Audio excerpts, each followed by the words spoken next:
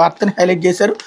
20 లక్షల లంచం తీసుకుంటుండగా అదుపులోకి ఒరిస్సాలో ఘటన. నిందితుడు ఈడీ డిప్యూటీ డైరెక్టర్ 14 రోజులు జ్యుడిషియల్ కస్టడీ విధించిన న్యాయస్థానం. డిప్యూటీ డైరెక్టర్ చింతన్ రఘువంశీని ఒరిస్సాలో లంచం తీసుకుంటుండగా సిబిఐ అధికారులు రెడ్ హ్యాండెడ్గా పట్టుకున్నారు.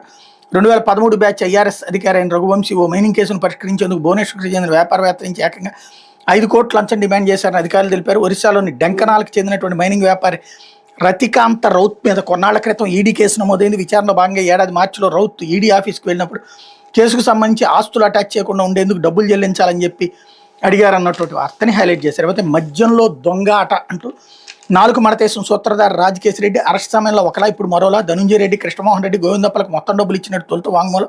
తాజా విచారణలో తాను అలా చెప్పలేదని బొకాయింపు. నిందితుడు చాణక్య వాంగ్మూల ఆధారంగా ప్రశ్నలు.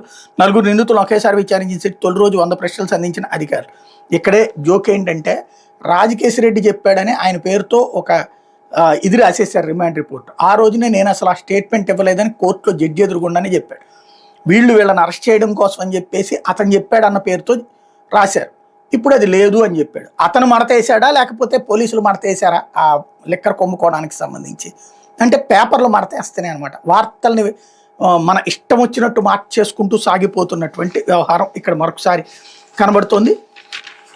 రోజువారీగా ప్రజల్ని తప్పుదో పట్టించేటటువంటి విషయంలో కంటిన్యూ అవుతోంది.